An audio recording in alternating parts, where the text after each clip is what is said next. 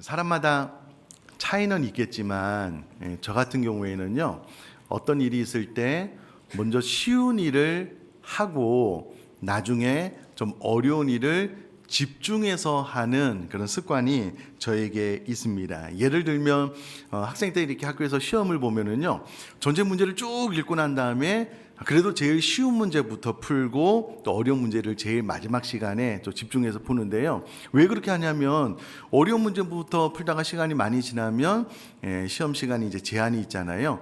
쉬운 문제도 못 풀고 끝나면 억울하잖아요. 그래서 늘 이제 쉬운 문제부터 풀고 어려운 문제를 집중해서 하게 되는데, 그러다 보니까 요즘 설교 준비를 할 때도 제 입장에서 좀 쉬운 것을 먼저 하고 또 어려운 설교는 나중에 좀 시간을 더 많이 확보해서 집중해서 설교 준비를 하고 있습니다. 우리 인생에 있어서 죽음의 문제는, 그리고 내세의 문제는 너무나도 중요합니다. 반드시 한 번은 체크해 봐야 되는 사항임에도 불구하고 저처럼 이게 너무 중요한 문제이기 때문에 기나긴 인생을 살아가는 동안에 좀 나중에 하지, 뒤에 하지 라고 생각을 해서 미처 죽음과 죽음 이후의 세계에 대해서 깊이 있게 고민을 안 해보신 분들이 있을 수 있으시잖아요. 그래서 오늘은 죽음 이후의 내세, 이 구원의 문제에 대해서 본문 말씀을 통해서 다각도로 좀 살펴보도록 하겠습니다. 특별히 감사한 것은 오늘 우리가 읽은 이 본문이 이 부분에 대해서 명확한 해답을 주고 있고요. 더불어서 함께 생각해 볼 많은 문제들을 우리에게 던져주고 있다라는 겁니다. 자, 우선 구원의 문제에서만큼은 다른 사람이나 다른 종교를 통해서는 얻을 수 없다라는 것을 오늘 우리가 읽은 이 본문의 말씀이 못 박아서 명확하게 이야기를 해주고 있습니다. 그러면서 천하 사람 중에 구원을 받을 만한 이름을 하나님께서 예수님 외에는 주신 적이 없다라고 못 박아서 이야기를 해주고 있습니다. 근데 여러분, 우리가 구원에 대해서 통상적으로 이야기를 할 때에 세상의 많은 사람, 철학, 종교가 이렇게 이야기를 하지요. 구원을 이제 한 산이다라고 비유를 해보면, 이 구원을 산 정상까지 가는 것이다라고 이야기를 했을 때에 산을 오름에 있어서 이 정상으로 가는 길이 하나만 있느냐? 그렇지 않지 않느냐? 이 길로 가든 이 길로 가든 정상에만 오르면 되는 것 아니냐라고 세상 사람들이 타 종교에서 많이 이야기를 하고 있습니다. 근데 성경은 그렇지 않다라는 겁니다. 만약 세상 사람들이 타 종교에서 말하는 것처럼 이 산 정상의 구원을 받음에 있어서 다른 길로 올라가도 갈 수 있다라고 한다면 그 종교는 이 산을 만든 신이 누구인지, 어떻게 만들어졌고 어떻게 우리 인생이 끝나고 이 정상에 오르면 구원 이후의 삶이 어떻게 되는지 명확하게 이야기를 해주고 설명을 해줘야 되잖아요. 그런 부분은 구체적인 설명이었고, 단지 산을 오름에 있어서 뭐 한 가지 길만 있는 것이 아니다, 다른 길로 가도 된다라고 이야기를 하고 있지만 그렇지 않습니다. 다 거짓말이고 속임입니다. 성경은 예수님 외에 구원받는 다른 사람을 우리가 허락해 주시지 않았다라고 명확하게 이야기를 해주고 있습니다. 예를 들면 이제 불교는 윤회를 이야기하기는 하지만은요, 윤회를 하다가 선행을 많이 쌓으면 열반의 세계에 들어간다라고 이야기를 하는데, 그러면 착한 일을 하면 이제 열반의 세계에 들어간다라는 것이 이제 불교가 말하는 교리인데요. 어떤 사람이 석가 부처님에게 이렇게 물었습니다.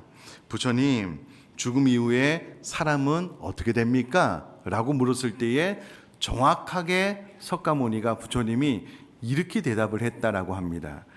이 사람아, 내가 사는 일도 다 모르는데 어떻게 죽음 이후의 일을 알겠는가? 이렇게 대답을 했대요.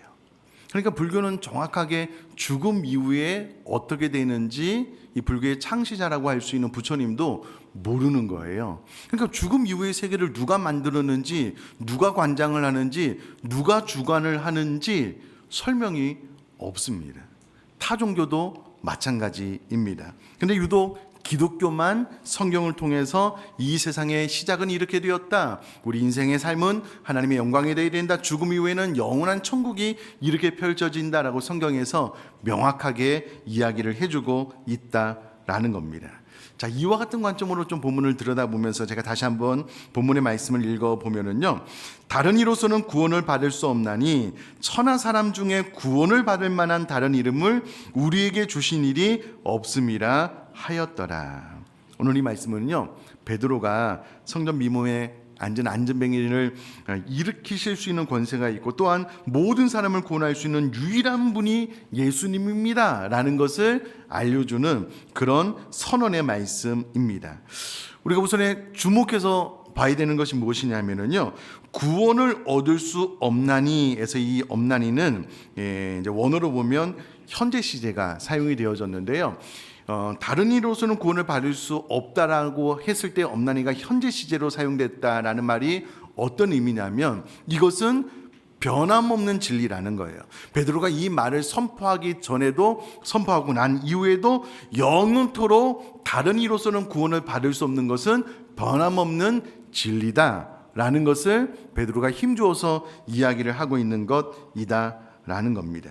그러니 세상 일반 종교나 철학에서 구원에 이르는 길이 여러 가지가 있다라고 하는 것은 다 거짓말이고 참된 진리가 아니다라는 것을 베드로의 확신에 찬 선언을 통해서도 알 수 있다라는 겁니다. 그러므로 유일한 길, 유일한 진리, 유일한 생명 되신 분은 예수님밖에 없다라는 것을 알 수가 있고요. 또 본절에서 구원에 해당하는 소테리아나는요, 치유와 구원이라는 두 가지 의미를 가지고 있습니다. 치유는 육체적인 질병의 고침을 말하는데요, 이 안진뱅이가 일어남으로써 고침을 받아서 구원받았다라고 했을 때 치유받았다라고 이야기를 하고요. 또 더 중요한 것은 우리 영혼의 구원도 이 단어 안에 포함이 되어져 있습니다. 특별히 우리가 지난 특별 새벽기도를 통해서 육체, 생각, 정서의 구원은 진리가 우리를 자유케 되고 최후의 주님께서 우리들의 모든 아픔을 다 담당하심으로 우리들의 지정의가 회복되는 길을 열어주셨다. 육체의 구원에 대해서 제가 충분히 설명을 드렸기 때문에 오늘은 영혼의 구원의 문제에 대해서만 좀 집중해서 말씀을 드리도록 하겠습니다. 이 문제를 풀어나감에 있어서 제가 서두에 말씀드렸던 것처럼 쉬운 것부터 시작을 하면 되는데요, 쉬운 것부터 차근차근 한번 짚어나가면서 복음에 대해서 한번 선포를 해보도록 하겠습니다. 첫 번째 진리입니다. 우리 모두가 동의하고 알고 있는 내용인데요, 그것은 사람은 누구나 죽는다는 겁니다. 여러분 혹시 이곳에 영원히 사시는 분 계십니까? 한 120년 정도는 살 수 있으실 분이 계실 것 같아요. 여러분 이 가운데 영원히 사실 수 있는 분은 단 한 분도 없습니다. 시편 90편 10절 말씀을 읽어보면요, 우리의 연수가 70이요 강건하면 80이라도 그 연수의 자랑은 수고와 슬픔뿐이요 신속히 가니 우리가 날아가나이다. 그럼 지금은 평균 수명이 늘어서 100세, 120세라고 이야기를 하지만 분명한 사실, 변함없는 진리는 이 땅에 태어난 모든 사람들은 죽는다라는 겁니다. 이것만큼은 변함없는 사실이고 우리 모두가 다 동의할 수밖에 없는 내용입니다. 안타깝지만 저도 시간이 지난 어느 날 죽을 것입니다. 아마 여러분들도 시간이 지난 어느 날 죽게 될 것입니다. 그러니 이 부분만큼은 우리 모두가 동의할 수밖에 없는 사실이고 진실이고 쉬운 내용입니다. 자, 그러면 죽음 이후로 끝이 나는가? 그렇지 않습니다. 죽음 이후에는 심판이 있습니다. 히브리서 9장 27절 말씀 읽어보면요, 한 번 죽는 것은 사람에게 정해진 것이요 그 후에는 심판이 있으리니. 여러분 죽음은 하나님께서 정하신 것이기 때문에 그 누구도 예 없이 사람은 죽게 됩니다. 이게 왜 그러냐면 하나님께서 정하신 일이기 때문에 그렇습니다. 근데 성경은 죽음 이후에 무로 혹은 윤회한다라고 말을 하지 않고요, 죽음 이후에는 하나님의 심판이 있다라고 정확하게 이야기를 해주고 있습니다. 저를 한번 봐주시면은요, 여러분 만약에 죽음 이후에 내세가 없다, 하나님의 심판이 없다, 다 그냥 사라져버리고 만다라고 생각을 해보면은요, 제가 언제나 말씀을 드리지만 여러분 그렇게 정말 믿으신다면 여러분 이 땅을 살아가는 동안에 나를 즐겁고 행복하게 해주는 모든 것들을 금할 이유가 없습니다. 더 적극적으로 찾아 나서서 나를 즐겁고 유쾌하게 해주는, 행복하게 해주는 모든 것들을 도덕윤리를 떠나서 다 끌어모아서 누려야 돼요. 죽음 후에 심판이 없는데 도덕과 윤리가 무슨 의미가 있습니까? 무슨 가치가 있습니다? 죽고 난 다음에 다 물어 돌아가고 아무것도 아닌 인생이 된다면 여러분 지금 이곳에 앉아 있으면 안 되죠. 어디 가셔야 될까요? 놀러 가셔야죠. 여러분 내가 나를 즐겁게 하고 행복하게 해주는 모든 것들을 금할 이유가 없습니다. 죽음 이후에 심판도 없고 죽음 이후에 무로 돌아가서 아무것도 아닌 인생이 된다면 그럼 우리는 보다 더 적극적으로 마음을 다해서요 내가 하고 싶은 거 다 하면서 살아야 된다라는 거예요. 그러나 우리가 그렇게 하지 않는 분명한 이유는 죽음 이후에 하나님의 심판이 있기 때문이고 성경은 그것을 명확하게 이야기를 해주고 있다라는 겁니다. 로마서 14장 10절도 제가 읽어보면 내가 어찌하여 내 형제를 비판하느냐 어찌하여 내 형제를 업신여기느냐 우리가 다 하나님의 심판대 앞에 서리라. 그럼 죽음 이후에는요 우리가 이 땅에서 내가 행한 대로 하나님의 심판대 앞에 서게 될 것에 대해서 성경이 이야기를 해주고 있습니다. 그러니 죽음 이후에는요 다 우리 모두는 하나님 앞에서 이 땅에서 내가 살아간 그대로 행한 그대로 심판을 받게 될 것입니다. 자, 그러면 그 심판의 결과가 무엇이냐라고 했을 때에 하나는 천국, 하나는 지옥으로 나뉘어지게 되는데 지옥을 먼저 좀 살펴보면은요 지옥은 무조건 가면 안 되는 곳, 그것이 지옥이다라는 거예요. 마태복음 5장 29절에서 30절 말씀 제가 읽어보면은요 만일 내 오른눈이 너를 실족하게 하거든 빼어내 버리라. 내 백체 중 하나가 없어지고 온몸이 지옥에 던져지지 않는 것이 유익하며 또한 만일 내 오른손이 너로 실족하게 하거든 찍어 내버리라. 내 백체 중 하나가 없어지고 온몸이 지옥에 던져지지 않는 것이 유익하니라. 아멘. 그럼 때로 질병으로 인해서 손이나 발이 이렇게 좀 썩어 들어가는 분들을 신방할 때가 있습니다. 그럼 그것을 가만히 놔두면은요 점점 몸 안으로 썩어 들어오게 돼서 심장까지 상하게 되므로 죽게 되는 거예요. 그래서 의사의 권유로요 손끝으로부터 이 썩어져 내려오는 부분이 있다면 절개하는, 절단하는 수술을 하신 분들을 신방할 때가 간혹 있습니다. 왜 그렇게 하냐면 내 손 살리는 것보다 이것을 끊어서 내 생명을 살리는 것이 더 중요하기 때문입니다. 근데 여러분 사람의 눈이 얼마나 중요합니까? 사람의 손 가운데 오른손이 얼마나 중요합니까?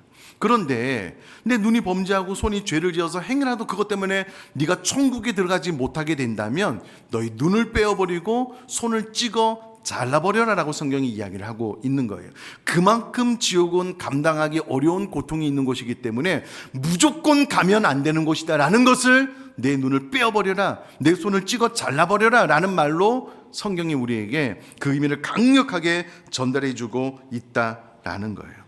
그래 여러분 우리가 이 땅을 살아가면서 내 오른눈이 얼마나 중요합니까? 내 오른손이 얼마나 중요합니까? 그러나 이것 때문에 내가 범죄함으로 천국에 가지 못한다면 이 눈을 빼어버리고 손을 잘라버릴 만큼 지옥은 가면 안 되는 곳이다 라고 성경이 명확하게 이야기를 해주고 있다라는 거예요. 그럼 왜 지옥에 무조건 가면 안 되는가? 네 번째, 지옥은 영원한 불이 있는 곳이기 때문에 그렇다라는 거예요. 마태복음 25장 41절 말씀 읽어보면은요 또 왼편에 있는 자들에게 이르시되 저주를 받은 자들아 나를 떠난 마귀와 그 사자들을 위하여 예비된 영원한 불에 들어가라. 그럼 지옥은 영원한 불이 있고 영원한 불에서 고통받는 곳이기 때문에 무조건 가면 안 되는 곳이다라고 성경은 이야기를 하고 있는데요.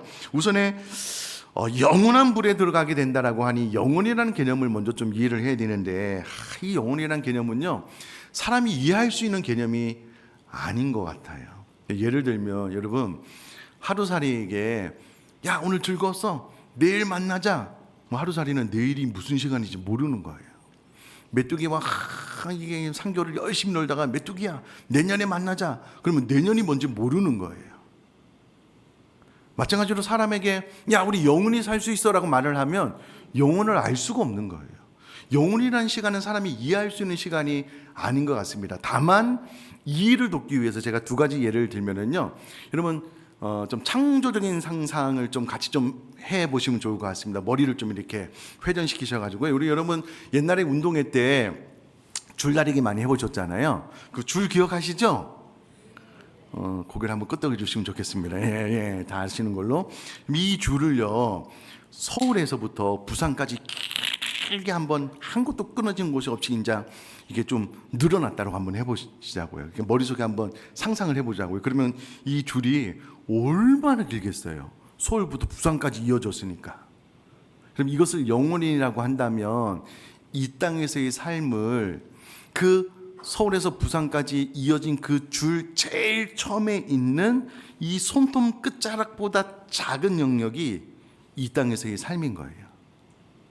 그러니까 여러분 영혼이라는 시간은 우리 사람이 이해할 수 있는 시간이 아닌 것 같아요. 이 땅에서 우리가 영원히 살 것 같죠? 이 손톱 끝자락만큼도 안 되는 것이 그 긴 줄 가운데 한 시간일 뿐이고요. 그 이후에는 영원한 시간을 살아야 된다라는 거예요.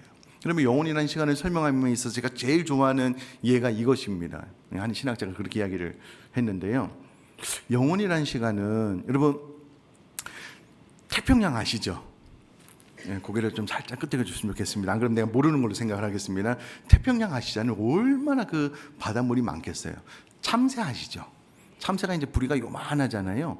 참새가 여러분 태평양의 물을 쪽 빨아들여 가지고요 우주 바깥으로 날아가는데 시간이 얼마나 많이 걸리겠어요. 날아갈 수도 없지만 하여튼 우주 바깥으로 날아가서 우주 바깥에서요 그 태평양 바닷물을 쪽 뱉어 가지고요 틱 뱉어 가지고요 다시 지구로 돌아왔어요. 그래서 태평양 물을 쪽 빨아 가지고요 또 우주 밖으로 날아가서 틱, 제가 이거 1시간 정도 하려고요. 그래서 우주 밖에서 딱 뱉었어요. 그렇게 해서 태평양 물이 다 말라버리면은요 우주에 있어 영혼이라는 시간이 있어서 하루가 지났대요. 영혼이라는 시간에 있어서 하루가. 그러니까 여러분 이 영혼이라는 시간은 사람이 상상하고 이해할 수 있는 개념이 아닌 것 같아요. 근데 안타까운 것은 왜 지옥은 무조건 가면 안 되냐면 불이 타서 막 그 영혼이 고통을 당하는데 영원히 그곳에 있어야 된대요. 그러니 여러분 지옥은 무조건 만약에 있다면 가면 안 되는 곳이다라는 거예요. 계시록 21장 8절 말씀 보면은요, 그러나 두려워하는 자들과 믿지 아니하는 자들과 흉악한 자들과 살인자들과 음행하는 자들과 점술가들과 우상 숭배자들과 거짓말하는 모든 자들은 불과 유황으로 타는 못에 던져지리니 이것이 둘째 사망이라. 불과 유황으로 타는 듯한 고통을 계속 당하는데 그것을 영원토록 당하는 것이 지옥이다. 뿐만 아니라 계시록 20장 10절 말씀 보면은요, 또 그들을 미혹하는 마귀가 불과 유황못에 던져지니 거기는 그 짐승과 거짓 선지자도 있어 세세토록 밤, 낮 괴로움을 받으리라. 그럼 제가 요즘은 어떻게 하는지 모르겠는데 학생 때 학교에서 수업을 해보면은요 50분 공부하고 10분 쉬었어요. 10분 쉬면 화장실도 가고, 저 같은 경우는 밖에 나가서 막 테니스 공원을 막 축구하고 막 땀 뻘뻘 흘려서 막 교실로 들어오고 막 그랬는데요. 그 쉬는 시간이 너무 좋더라고요. 그러면 지옥 가면 영원이라는 시간은 불과 유황으로 고통을 당하는데 쉬는 시간이 없대요. 밤낮 계속도록 고통을 받아야 되는 것이 지옥이다라고 성경이 이야기를 합니다. 제가 검색을 해봤어요. 여러분 우리나라가 한참 더울 때 더위 때문에 죽겠다라고 했을 때가 이제 있었잖아요. 우리나라의 최고의 더위가 언젠가라고 찾아봤는데, 하여튼 제가 찾아본 자료에 의하면 2018년 8월 1일 대한민국 관측 역사상 최악의 더위가 찾아왔는데 오후 3시 36분 서울은 39.6도, 오후 4시 강원도 홍천은 41도. 이때 모든 사람들이 더워서 뜨거워서 죽겠다라고 했대요. 41도에. 그럼 지옥은 100도가 넘습니다. 훨씬 넘을걸요. 쉬는 시간 없이 영원이라는 시간을 이곳에 보내 여러분 무조건 가면 안 되는 곳이 지옥이다라는 거예요. 또 왜 이 지옥이 심각하냐면, 다섯 번째, 지옥은 돌이킬 수 없는 곳이기 때문에 그렇습니다. 누가복음 16장 26절 말씀 보면은요, 그뿐 아니라 너희와 우리 사이에 큰 구렁텅이가 놓여 있어 여기서 너희에게로 건너가고자 하되 갈 수 없고 거기서 우리에게 건너올 수도 없게 하였느니라. 일단 천국과 지옥으로 나뉘게 되면은요, 서로 왕래가 불가능하대요. 그리고 일단 지옥이나 천국에 가면 다시 한번 두 번의 기회가 있어서 돌이켜서 그 두 곳으로 갈 수 있는 선택의 기회가 없대요. 그렇기 때문에 단테의 신곡에 보면은요, 지옥에 이런 편말이 있대요. 일체의 희망을 버려라. 일단 지옥에 가면 두 번의 기회가 없어요. 돌이킬 수 없기 때문에 일체의 희망을 가질 수 없는 곳이 지옥이다라고 성경이 이야기를 해요. 없으면 상관이 없는데 일단 성경은 있다라고 이야기하고, 만약에 있다면 성경은 지옥은 이런 곳이다라고 명확하게 이야기를 하고 있습니다. 그래서 지옥을 다녀온 이 부자가요, 다른 건 모르겠는데 내 형제만큼 반드시 지옥에 오면 안 되겠다. 너무 고통스럽거든요. 누가복음 16장에 보면 부자와 나사로 이야기가 나오는데요, 누가복음 16장 27절에 지옥에 있는 그 지옥을 경험하고 있는 부자가 이렇게 요청을 합니다. 이르되 그러면 아버지여 구하노니 나사로를 내 아버지의 집에 보내소서. 내 형제들이 있는데 나사로가 죽었다가 살아나서 내 아버지 집에 가서 내 형제들을 좀 전도해서 내 형제들로 하여금, 내 가족들로 하여금 절대 이 지옥에는 오지 않도록 해주십시오. 이게 나의 간절한 부탁입니다. 왜냐하면 내가 지옥에 와서 보니까 너무 고통스럽거든요. 내 사랑하는 가족의 형제가 이곳에만큼은 오면 안 됩니다. 그러니 나사로를 다시금 살려서 내 아버지 집에 좀 보내주십시오. 지금 이렇게 부탁을 하고 있는 장면이거든요. 그러니까 여러분, 지옥은 사람이 감당할 수 있을 만한 그런 장소가 아닌 거예요. 너무 고통스럽고 너무 괴롭고 두 번의 기회가 없는 영원이라는 시간을 불과 유황이 타는 곳에서 고통을 받아야 되니 이곳에만큼은 오면 안 됩니다. 자, 그러면 누가 지옥에 가느냐? 여러분, 아무것도 안 하고 그냥 그대로 살다가 죽으면 지옥 갑니다. 타종교에서 혹시 착한 일로, 선행으로 이제 구원받는 건 아니냐라고 이야기를 하는데, 여러분 그렇게 한번 생각을 해볼게요. 예를 들어서 요즘 좀 사고가 많아서 너무 안타까운데요, 방화범이 있다라고 한번 생각을 해봐요. 방화범 그냥 홧김에 그냥 막 이 건물에 막 불을 질러버린 거예요. 근데 건물에 있는 많은 사람이 죽었어요. 수십 명이 죽었어요. 그 고통 가운데. 근데 여러분, 그 방화범이 어느 날 돌이켜서 선행을 하는 거예요. 몇만 원, 몇십만 원. 뭐 이거 마을도 좀 청소하고 쓸고 막 착한 일을 많이 한 거예요, 다른 사람보다. 그러면 그 사람이 방화를 해서 수십 명을 죽인 죄가 없어지나요? 그럴까요? 불가능하죠. 이런 말입니다. 선행으로 구원받는다는 말은 내 안에 죄를 인정하지 않는 거예요. 우리는 태어나면서도 원죄를 가지고 있고요, 원죄를 통하여 스스로 짓는 자범죄를 가지고 있습니다. 제가 만나는 모든 사람 가운데 혹시 죄가 있으세요 없으세요 라고 이야기했을 때 죄가 없다고 말하는 사람은 단 한 명도 없어요. 단 한 명도 없습니다. 다 죄가 있대요. 다 본인이 죄인인 줄 알아요. 여러분, 그 죄를 가지고 암만 착한 일을 조금 더 해본들 그 죄가 없어지지는 않거든요. 지옥은 누가 가느냐? 그 죄 문제를 해결하지 못한 사람이 가는 곳이 지옥인 거예요. 그러니 가만히 살다 죽으면 지옥 갑니다. 어쩔 수가 없어요. 어쩔 수가 없는 겁니다. 자, 그러면 심판의 결과 가운데 하나가 천국인데 누가 천국에 가느냐? 마지막 부분에 말씀을 드리고요. 그럼 천국은 어떤 곳이냐라고 했을 때 첫 번째, 사랑의 하나님이 있는 곳입니다라고 먼저 말씀을 드리고 싶어요. 요한일서 4장 8절 말씀 보면은요, 사랑하지 아니하는 자는 하나님을 알지 못하나니 이는 하나님은 사랑이심이라라고 기록이 되어져 있습니다. 하나님은 사랑인데 천국 가면은요, 그 사랑의 하나님을 만나게 될 거예요. 요즘 세대들은 아마 잘 모를 텐데, 요즘은 뭐 인터넷, 핸드폰이 발달이 많이 돼가지고요, 즉시로 막 연락을 할 수가 있잖아요. 옛날에는 핸드폰이 없었던 시절이 있었습니다. 인터넷이 없었던 시절이 있었거든요. 그때 우리가 어떻게 소통을 했냐면, 예를 들어서 해외에 있는 누군가를 만나고 사귀려면은요, 펜팔을 했어요. 자기가 잡필로 이렇게 뭐 컴퓨터로 뽑아가지고 우편으로 이제 뭐 정보 같은 걸로 보내면은요, 또 바로 가지도 않아요. 한참 뒤에 가요. 그래서 이제 그 이야기를 듣고 또 보내면 또 이렇게 해서, 예를 들어서 이 연인이 이제 사랑이 싹트게 되잖아요. 몇 년을 그렇게 펜팔로 이렇게 연애를 하다가 공항에서 만났다고 한번 생각을 해보셔요. 자, 연애 세포가 죽은 분들도 짠해서 한번 생각해봐요. 몇 년 만에 막 펜팔로만 만나다가 이제 공항에서 만났어요. 얼마나 좋을까요? 얼마나 좋을까요? 천국은 우리가 그렇게 사랑하는 하나님, 사랑하는 주님을 눈앞에서 만날 수 있는 곳이에요. 얼마나 좋겠냐고요. 천국은 사랑의 하나님이 있는 곳입니다. 두 번째, 영원한 기쁨과 즐거움이 있는 곳이래요. 시편 16편 11절 말씀 보면은요, 주께서 생명의 길을 내게 보이시리니 주의 앞에는 충만한 기쁨이 있고 주의 오른쪽에는 영원한 즐거움이 있나이다. 여러분, 사람이 똑같은 24시간을 살아도요, 이 시간을 느끼는 경험이 다 다르대요. 예를 들어서 되게 고통스럽고 창피한 일을 만나면은요, 똑같은 24시간 안에 있음에도 불구하고 그 시간은 되게 천천히 간대요. 예를 들어서 제가 설교 끝나고 여러분 인사하러 빨리 저기 나가다가 여기서 발이 걸려서 넘어졌어요. 확 넘어졌어요. 그러면 그때부터 시간이 천천히 가는 거예요. 일부러 넘어졌다고 할까? 일어나서 부위표를 할까? 다른 사람 나를 어떻게 생각할까? 막 이런 생각이 막 스쳐 지나면서 시간이 되게 천천히 가요. 뭔가 좀 창피하고 고통스러운 시간은요, 천천히 간대요. 여러분, 되게 좋은 시간은요, 빨리 가죠. 여러분들이 좋아하는 그 무엇인가를 할 때는 시간이 되게 빨리 가잖아요. 천국은 너무 좋은 곳이어서 시간이 너무 빨리 가기 때문에 하나님께서 영원이라는 시간을 주신 거예요. 천국은 기쁨과 즐거움이 가득한 곳이래요.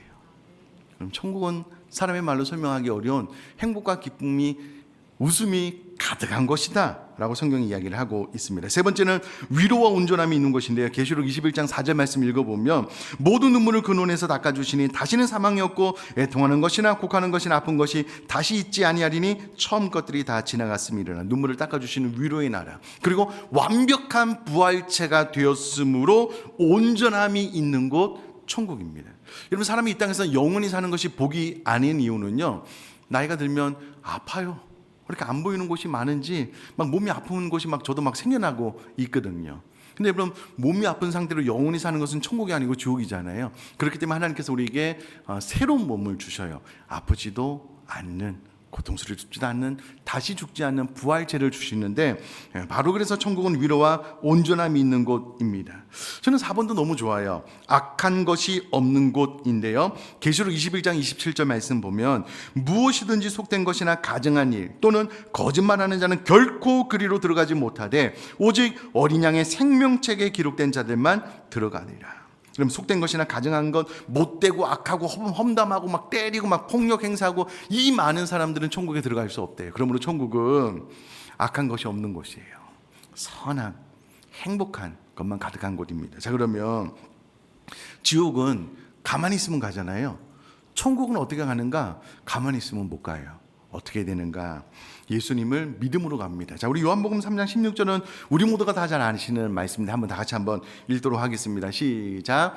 하나님이 세상을 이처럼 사랑하사 독생자를 주셨으니 이는 그를 믿는 자마다 멸망하지 않고 영생을 얻게 하려 하심이라. 아멘. 천국은 예수님을 믿음으로 갑니다. 예수님이 하나님의 아들이신 것과 2000년 전에 이 땅에 오셔서 나의 죄를 대신 지시고 십자가에 달려 돌아가시고 부활하신 것을 믿음으로 천국에 가게 됩니다. 자, 그러면 믿는다는 것이 무엇이냐? 어렵지 않게 쉽게 설명을 드리면은요, 영접하는 건데 마음의 문을 열고 받아들이는 겁니다. 그래서 믿는다는 것은 마음의 문을 열고 예수님을 받아들인다는 것을 의미하는데, 요한복음 1장 12절 말씀 보면은요, 영접하는 자 곧 그 이름을 믿는 자들에게는 하나님의 자녀가 되는 권세를 주셨으니 라고 기록을 하고 있습니다. 여러분, 우리가 집에서 밖에서 손님이 오면 똑똑 아니면 초인종 띵동 하면은요, 문을 열고 들어오세요 라고 하잖아요. 그것을 영접한다라고 합니다. 그냥 내 마음의 문을 열고, 야, 오늘 설교 말씀 들어보니까 천국과 지옥 나 안 믿었는데 있는 것 같아서 나 천국 가고 싶은데 예수님 영접하면 된다는데 그 영접이 마음의 문을 열고 내가 예수님 받아들입니다, 이게 영접이라면 나도 한번 그렇게 해보겠습니다. 예수님, 제가 지금 마음의 문을 엽니다. 나에게 들어오십시오. 내가 구원받기를 원합니다. 그러면 하나님께서 구원을 선물로 주시겠다. 이게 성령의 약속입니다. 그러니 여러분 구원받기 위해서요 신앙생활을 오래 할 필요도 없습니다. 헌금을 많이 하거나 뭐 봉사하거나 전혀 그럴 필요가 없습니다. 예수님 한편 강도가요 이 단 한마디에서 구원받았습니다. 예수님 낙원에 이를 때 나도 그곳에 있게 해주세요. 이 한마디에서 여러분 그 강도는 구원받았습니다. 여러분 시간이 많이 걸리거나 봉사를 많이 하거나 헌금을 많이 하거나 전혀 필요 없습니다. 마음의 문을 열고 내가 예수님 받아들입니다. 그렇게 하기만 하면 하나님께서 구원을 허락해 주시고요. 여기서 말하는 구원은 천국 가는 겁니다. 이 지옥에서 영원히 지옥 고통 형벌을 받지 않아도 되는 그 은혜를 값없이 우리에게 주셨으니 사랑하는 성도님들 가운데 혹시라도 내가 교회를 다니긴 했지만 나는 믿음이 전혀 없어 그냥 가정의 평화를 위해서 나온 거예요. 가족의 혹은 부모님의 권유를 어쩔 수 없이 나온 거예요 라고 하신 분들이 계시다면 이제는 내가 내 의지를 가지고 마음의 문을 열고 예수님 영접합니다. 받아들입니다. 그렇게 하시면 하나님께서 구원을 선물로 주신대요.